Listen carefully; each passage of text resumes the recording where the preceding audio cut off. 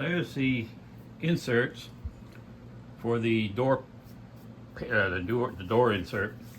My printer is not big enough to build it in one piece, so I have to build two pieces, and I'll have to either glue them or weld them together. But they're basic, you know, just they kind of tuck in and then sit there, and they'll have a frame that goes around the front that'll hold it into the opening, and then I'm planning on door cards to kind of cover that frame also. So the next step, all right, I got 4 of these. Well, they took about 10 hours each to print.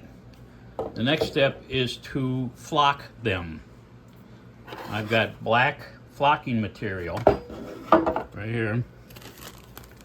All right, I put using a wide brush.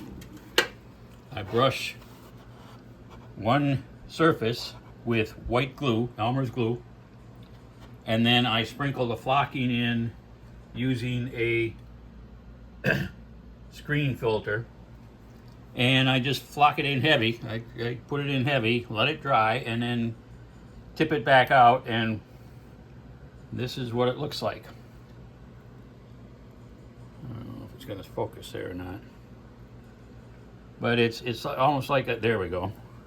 Okay, and that'll give it a little more finished look, and I'll do that on every surface. I only do one surface at a time and then leave it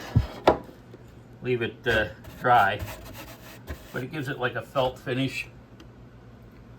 So as we go forward with this, I will keep everybody updated.